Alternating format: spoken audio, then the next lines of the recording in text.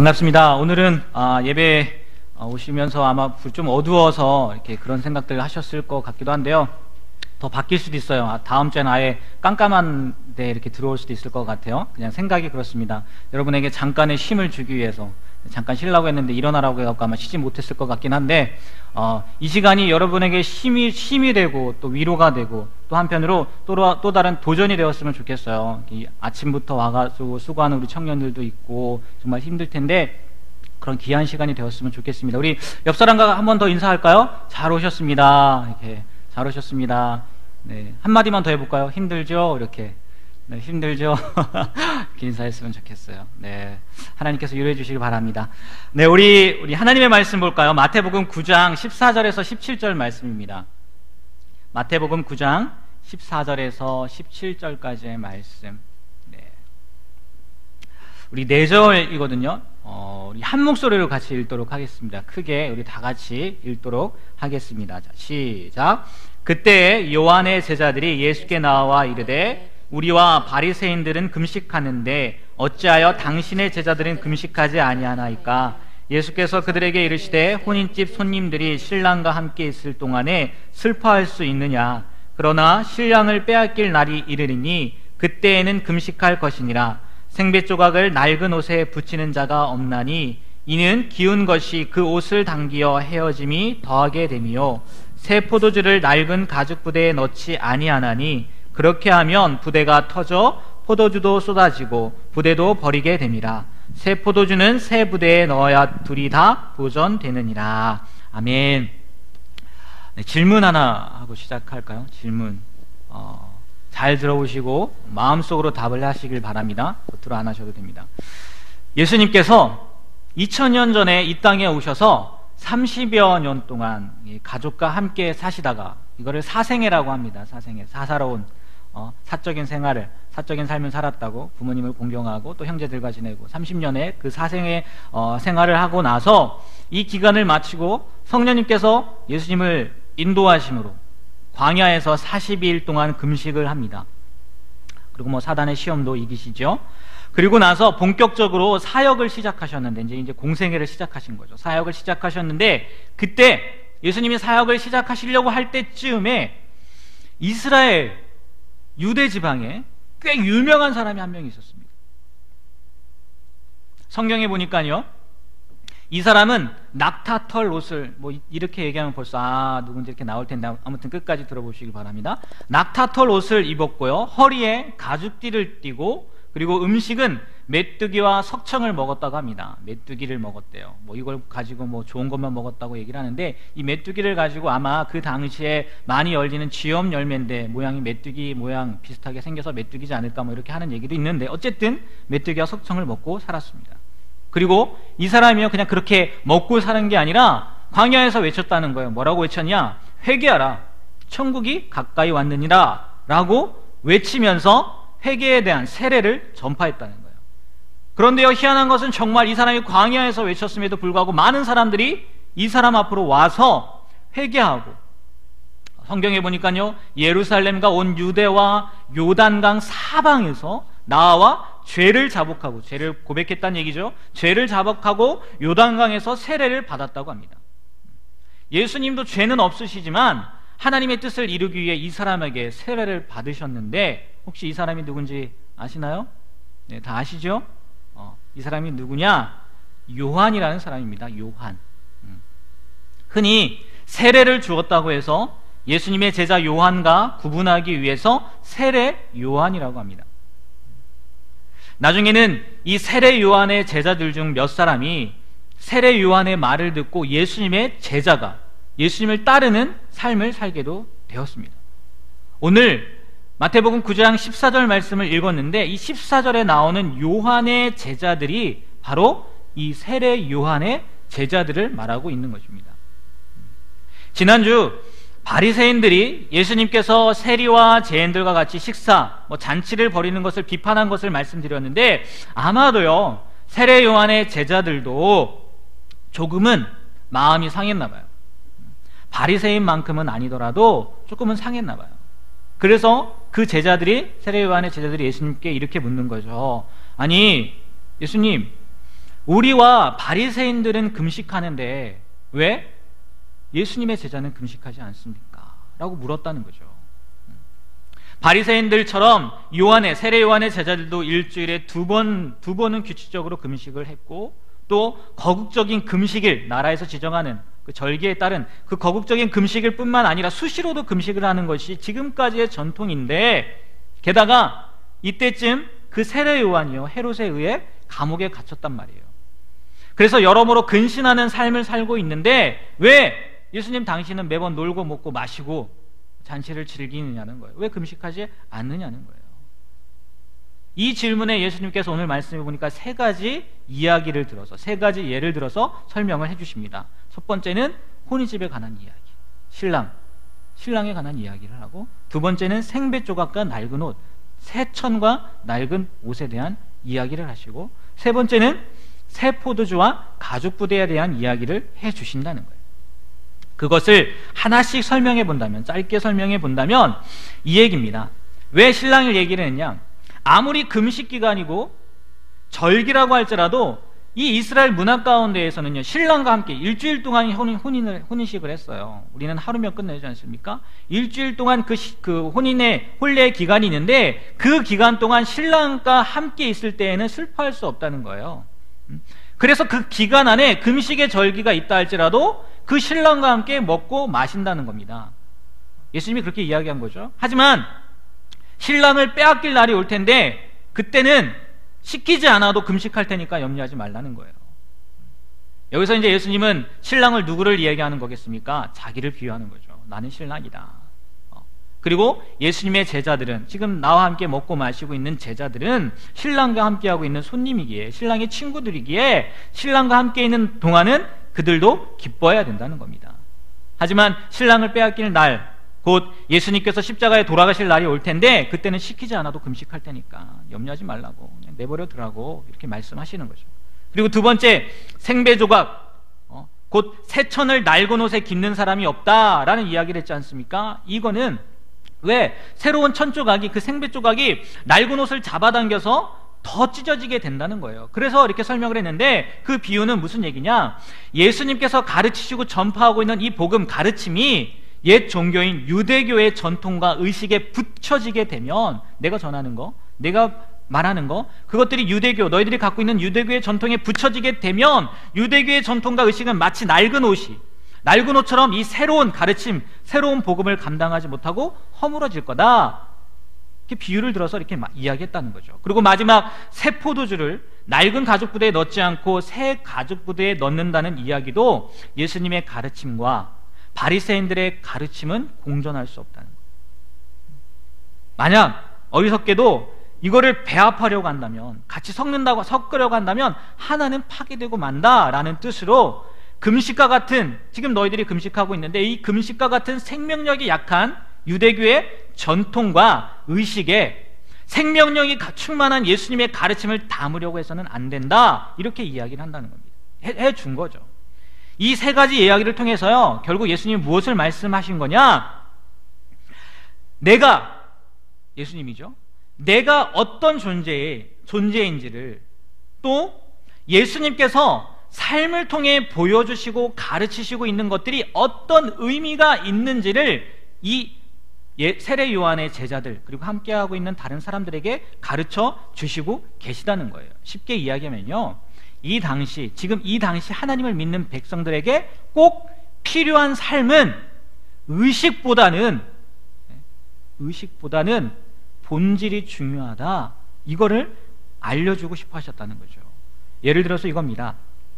부모에게 효도하는데, 우리 효도하라고 하잖아요. 또 많은 사람들이 효도를 하는데 의무적으로 하는 효도보다, 물론 그것만으로도 참 감사한 것이긴 해요. 지금 세상이 너무 악해서 의무적으로라도 부모님께 효도한다는 거 감사한데, 이 얘기죠. 의무적으로 하는 효도보다 정말 부모님을 공경하고 사랑하기 때문에 효도하는 것이 다른 것처럼, 하나님은 지금까지 너희들이 의무적으로 지켜왔던 그런 전통과 의식보다는 진실로 하나님이 어떤 분인지, 특별히 예수님을 이 땅에 보내신 이유를 알고 예수님이 누구신지 깨닫고 진심으로 믿어 순종하는 삶을 살길 원하신다는 이야기를 돌려서 이렇게 이야기하셨다는 거예요.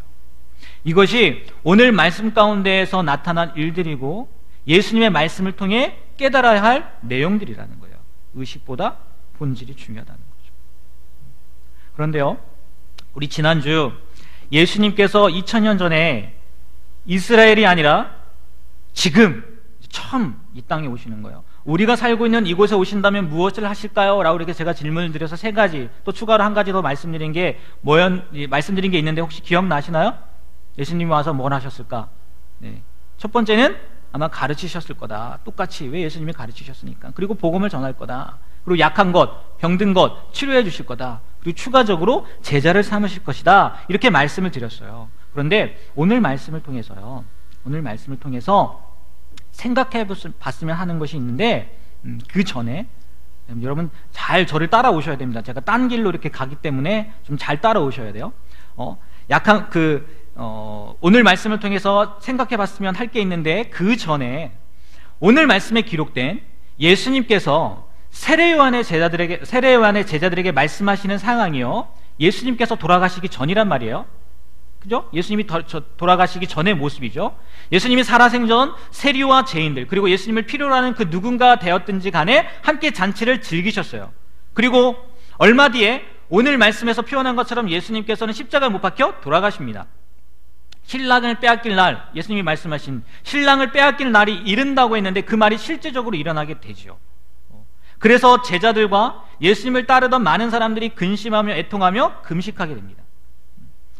예수님께서 말씀하신 대로 그 날이 올 텐데 그 날에는 금식할 거니까 염려하지 마. 정말 그렇게 되었다는 거죠. 하지만 그 슬픔도 잠시, 3일 만에 예수님이 다시 살아나시는 거예요.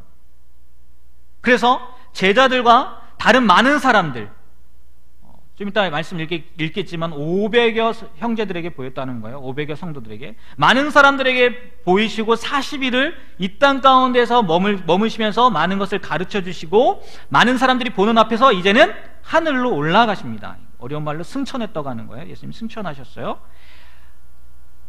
이 일을 우리가, 아니면 그 당시의 사람들이 어떻게 알 수 있었겠느냐는 거예요. 이 일을 제가 잠깐 빗나갔다고 했는데 이 얘기 좀 얘기하고 가야 돼서 얘기하는 거, 어떻게 알 수 있었겠느냐는 거예요. 아이러니하게도요, 이 사실을 예수님을 믿는 사람들을 잡으러 다녔던 골수 바리새인 중에 바리새인, 예수님을 그렇게 비판했던 그 바리새인 중에 바리새인 사울이라는 사람의 기록을 통해서 알 수 있다는 거예요. 물론 이 사울이요, 예수님을 전하는 사람들을 잡으러 다메섹이라는 곳에 가다가 이 죽었다고 생각하는 사람, 다시 살아나지 않았을 거라고 생각했던 그 예수님을 직접 만나고 직접 경험한 후에 180도 바뀐 삶을 살면서 기록한 것이긴 하지만, 그가 기록한, 사울이 기록한, 바울이 기록한 말씀에요, 이렇게 쓰여 있어요. 그 말씀을 한번 보고 가자는 거예요. 고린도전서 15장 1절에서 19절 말씀입니다. 한 절씩 한번 볼게요. 우리 1절 다 같이 한번 읽어볼까요? 시작. 형제들이여, 이제 내가 여러분에게 전한 복음을 되새겨 드리려고 합니다. 여러분은 이 복음을 전해 받았고 또한 그 안에 서 있습니다. 네, 그냥 남겨주세요. 되새겨 드린다는 얘기가 뭡니까? 계속해서 전했다는 얘기잖아요. 이 사도 바울이라는 사람이 계속해서 전했는데 여러분이 받았고 또 그 안에 서 있습니다. 2절 같이 한번 읽어볼까요? 만일 여러분이 내가 여러분에게 전한 그 말씀을 굳게 잡고 헛되이 믿지 않았다면 여러분은 그 복음으로 구원을 받았습니다. 사도 바울이 무엇을 전했을까요? 우리들이 죽였던 예수님이 다시 살아나셨다. 그리고 진짜 그가 우리의 죄 때문에 죽은 거고 다시 살아나셨고 우리를 위해서 기도하고 계시고 우리가 그 예수님을 믿으면 구원받는다, 이 복음을 전했다는 거죠. 그래서 2절 마지막에 그 복음으로 우리가 구원을 받는다고 지금 사도 바울이 이야기하고 있는 거예요. 자, 3절 볼까요? 3절부터 그 내용, 이제 실제적인 내용을 설명하는데 3절 다시 한번 읽어볼까요? 내가 전해받은 가장 중요한 것을 여러분에게 전했습니다. 그것은 그리스도께서 성경의 말씀대로 우리 죄를 위해 죽으시고 장사되셨다가 성경의 말씀대로 3일째 되던 날 다시 살리심을 받아 게바에게 나타나시고 그 다음으로 12 제자에게. 자, 여기까지요. 게바가 누굴까요? 예수님의 제자예요. 베드로에게 나타나고 또 다른 제자들에게 예수님이 부활하신 모습을 보여줬다는 거예요. 그리고 6절입니다. 6절 다 같이 한번 읽어볼까요? 그 후 500여 명이 형제들에게 동시에 나타나셨으니 그 가운데 대부분이 지금도 살아있고 어떤 사람들은 잠들었습니다. 네, 예수님이 살아나셨습니다. 게바에게 보이고 베드로에게 보이고 12 제자들에게 보내고 그리고 보여주시고 또 누구에게 보여주셨다고요? 500여 명이 넘는 형제들에게 그 당시에 보여줬다는 거예요. 그리고 이 사도 바울이, 핍박했던 바울이 예수님을 만나고 나서 고백하는 게 뭐냐면 지금도 당신들 중에 몇 명이 살아있고 어떤 사람들은 잠들어 있지 않느냐, 여러분들이 알고 있는 사실 아니냐, 이렇게 얘기한다는 거죠. 그리고 7절 말씀 한번 읽어볼까요? 그 후에 야고보에게 나타나셨고 그 다음으로 모든 사도들에게. 여기서 야고보가 누군지 아십니까? 예수님의 제자 야고보일까요? 아니요, 동생 야고보예요. 예수님의 동생 야고보라고요. 왜 야고보에게 굳이 예수님이 나타나셨을까요? 동생인 야고보도 예수님을 믿지 않았거든요. 그러니까 그 야고보에게 나타나서, 부활하신 예수님이 나타나서 나 살아났다고, 나 진짜 하나님의 아들이라고 알려줬다는 거예요. 그리고 정말 이 야고보가요, 나중에 초대교회의 지도자 중에 한 명이 됩니다. 실제적으로 일어난 일이라는 거예요. 그리고 8절 읽어볼까요? 마지막으로 다리 차지 못한 채 태어난 사람과 같은 내게도 나타나셨습니다. 예수님을 믿는 사람들을 잡으러 가는 그 길 가운데 자기를 만나주셨다는 거예요. 그래서 내가 그 예수님을 만난 뒤부터 어떠한 삶을 살았냐, 9절부터 쭉 내용인데요. 몇 절 한번 읽어보시냐면 12절부터 한번 읽어볼까요? 11절부터 읽겠습니다. 11절부터 다 같이 읽겠습니다. 시작. 그러므로 나나 그들이나 우리가 이렇게 복음을 전파하고 있으며 여러분도 이렇게 믿었습니다. 그때부터 사도 바울은 뭘 했냐? 뭐 했다고요? 복음을 전파했다는 거예요. 예수님이 우리 죄 때문에 죽었고 3일 만에 다시 살아나셨고 그 예수님을 믿어야 우리가 구원받습니다. 계속 전하고 다녔다는 거예요. 그리고 12절 한번 읽어볼까요? 그리스도가 죽은 사람들 가운데서 살아나셨다고 전파되고 있는데 왜 여러분 가운데 어떤 이들은 죽은 사람의 부활이 없다고 합니까? 무슨 얘기냐? 예수님이 살아나셨다, 부활하셨다. 그런데 그 당시에 고린도 교인들이 무슨 얘기를 하느냐? 아니, 우린 부활하지 못해. 죽으면 끝이지 무슨 일이 일어나겠어? 죽으면 끝이야. 이런 얘기들, 이런 생각들이 있었다는 거예요. 그러니까 예수님이 아니죠. 바울이 아니다, 예수님이 부활하신 것처럼 우리도 부활한다는 거예요. 예수님이 다시 오시면, 재림이라고 하죠. 다시 오시면 우리도 다시 살아날 거라는 거예요. 왜 못 믿느냐는 거예요. 그 증거로, 첫 열매로 예수님이 부활하신 거라고, 그것만 봐도 우리가 믿을 수 있는 거라고, 믿으라고 이렇게 이야기했다는 거죠. 만약에 죽은 사람의, 13절 말씀이죠, 죽은 사람의 부활이 없다면 그리스도께서도 다시 살리심을 받을 필요가 없다는 거죠. 받지 못했을 거라는 거예요. 자, 재밌는 건요, 뒤에 말씀 한번 볼게요. 몇 절 말씀이냐면 17절, 18절, 19절. 네, 다 같이 한번 읽어볼까요? 만일 그리스도께서 살리심을 받지 못하셨다면 여러분의 믿음도 헛되고 여러분은 여전히 자신의 죄 가운데 있고 그리스도 안에서 잠든 사람들도 멸망했을 것입니다. 만일 우리가 그리스도 안에서 가진 소망이 이 세상의 생명뿐이면 모든 사람들 가운데 우리가 가장 불쌍한 사람들일 것입니다. 그러지 않겠습니까? 사도 바울이 자기가 만난 예수님, 그리고 너희들도 알고 있는, 너희들도 경험한 예수님, 그 예수님을 전하면서 이야기하는 거예요. 만약 그리스도께서 다시 살리심을 받지 못했다, 펴줘주세요. 그리스도께서 다시 살리심을 받지 못했다, 그러면 우리는 너무나 불쌍한 사람이라는 거예요. 너무나 불쌍한 사람이에요. 그리스도 안에서 가진 소망이 그냥 이 세상의 생명뿐이면, 이제 죽으면 끝이다 라고 하면 지금 내가 예수님을 전하고 있는데 우리만큼 불쌍한 사람이 없을 거라는 거죠. 여러분들도 마찬가지라는 거예요. 저도 마찬가지라는 거예요. 만약 이 다시 부활하심이 없다면, 다시 살아나심이 없다면, 살아나는 것이 없다면 우리만큼 불쌍한 사람이 없다는 거예요. 왜? 우리도 죽으면 끝이니까.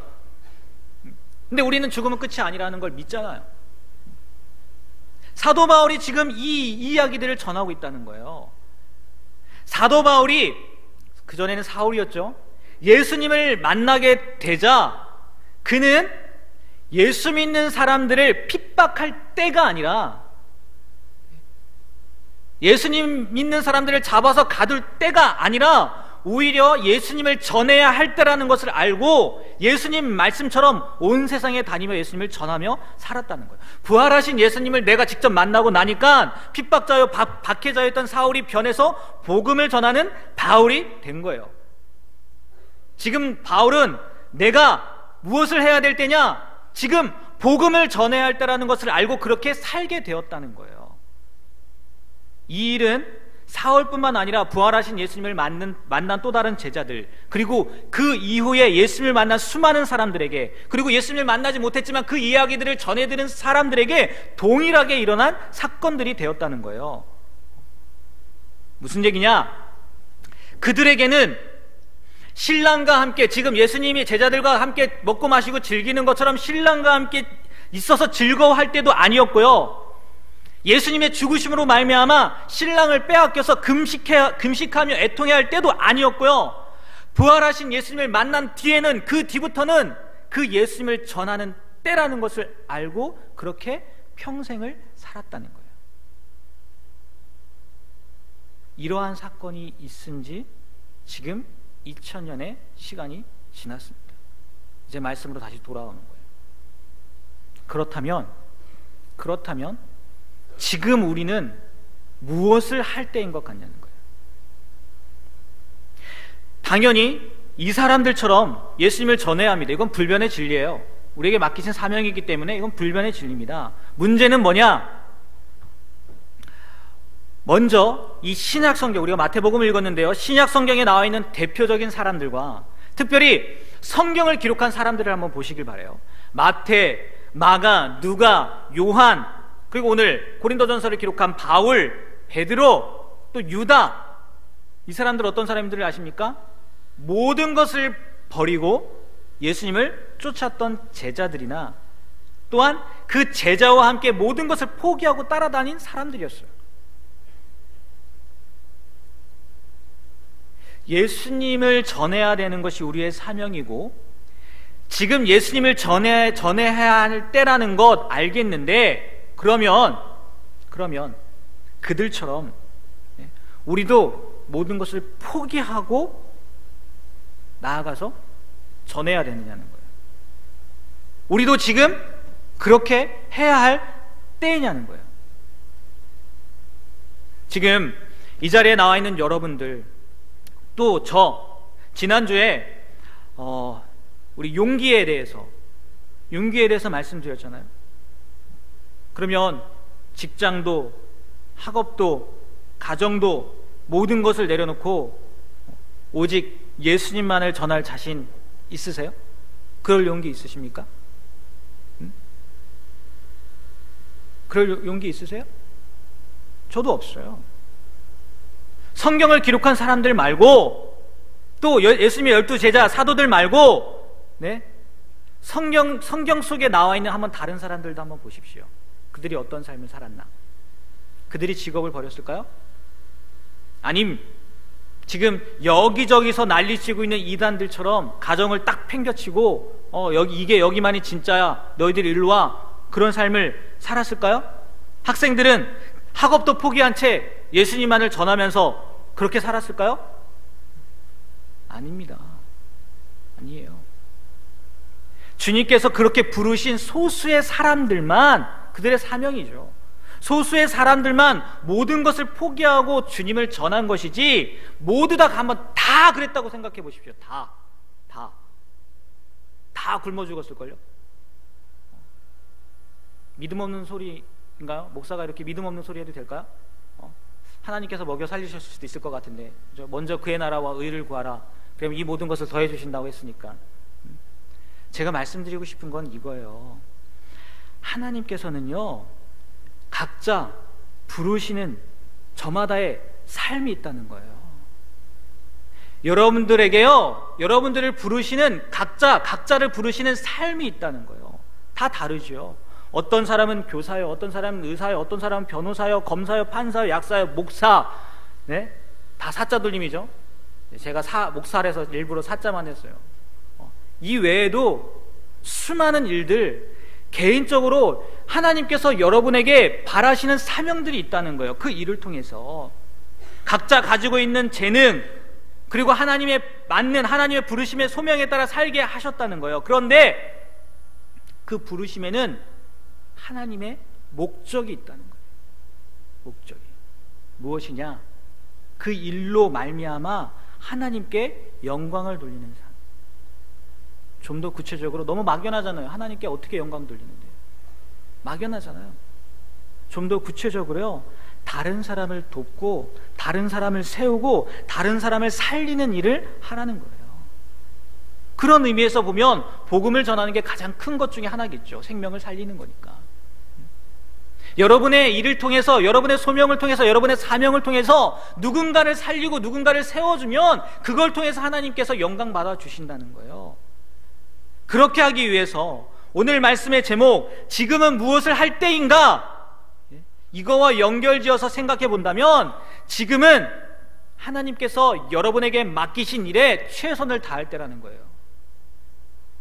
예수님을 만나서 잔치를 즐길 때도 아니고요. 그건 이미 2000년 전에 예수님의 제자들과 했어요. 네. 물론 이것도 이렇게 생각하면 또 예수님은 지금도 살아계시기 때문에 우리와 잔치를 즐기실 수, 뭐 이런 얘기를 할 수 있겠지만, 뭐 그런 신학적인 관점을 배제하고 표현상 그렇다는 거예요. 2000년 전에 이미 제자들요, 예수님과 잔치 즐기셨다고요.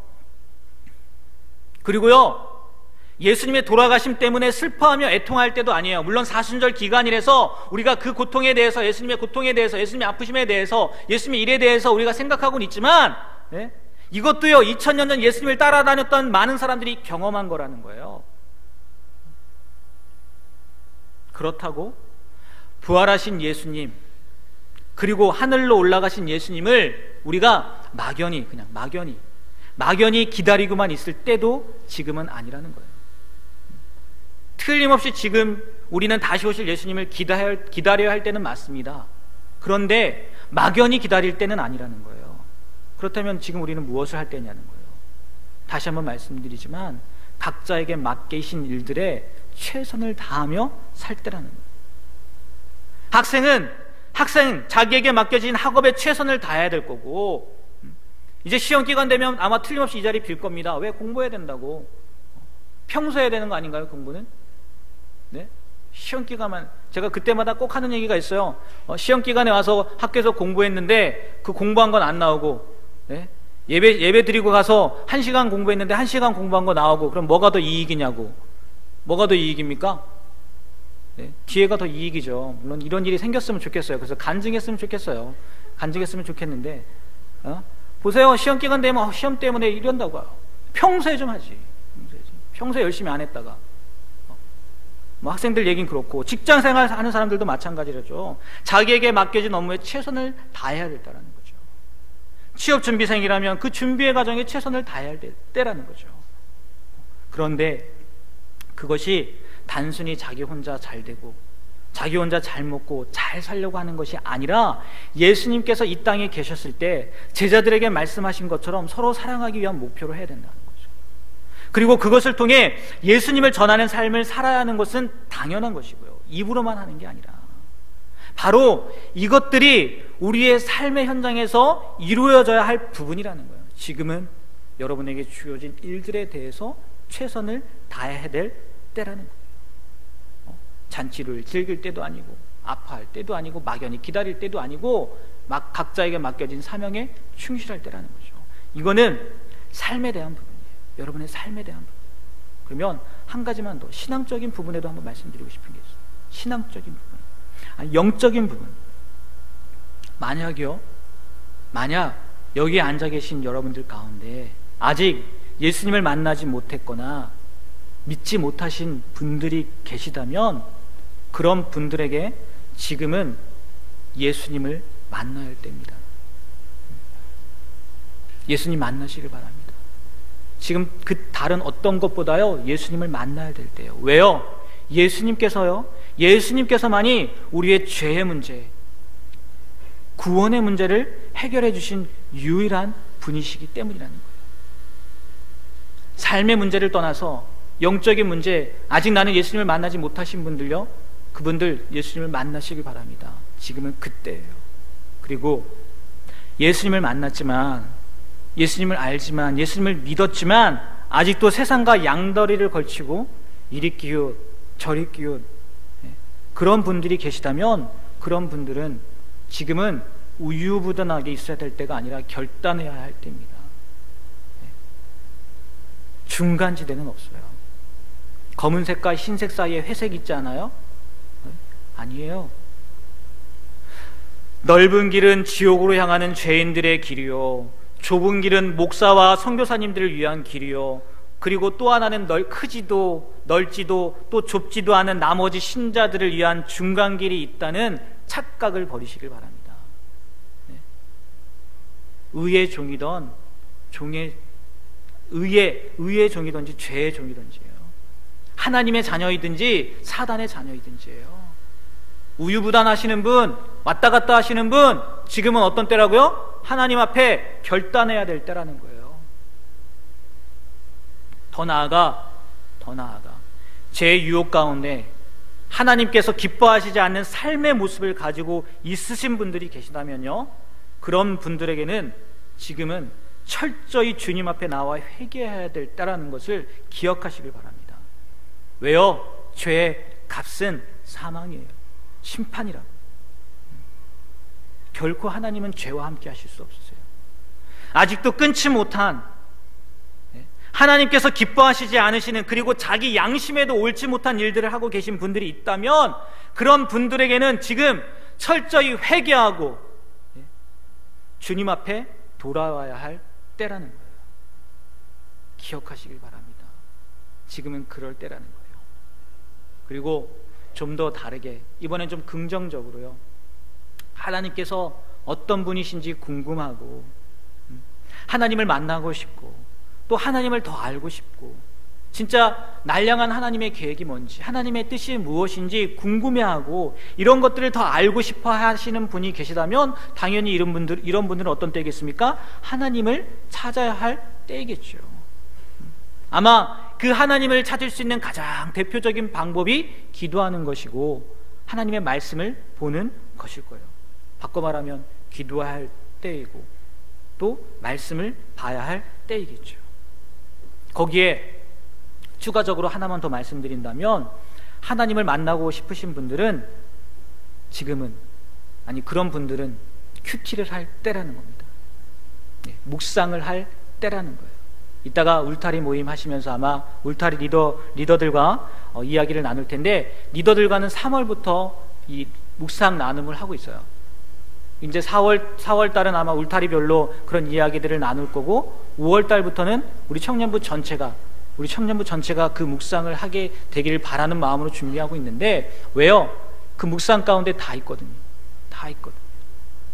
하나님을 알고 싶으신 분들, 궁금하신 분들, 그분들 지금은 뭐 할 때라고요? 묵상을, 큐티를 할 때라는 거예요. 여러분, 오늘 말씀의 제목이 뭐였는지 다시 한번 이야기 한번 해볼까요? 뭐라고요? 지금은 무엇을 할 때인가? 삶의 부분과 신앙적인 부분 두 가지 말씀드렸어요. 삶에서는 최선을 다해야 됩니다. 그것도 나를 위해서가 아니라 다른 사람을 살리고 세우고 사랑하기 위해서.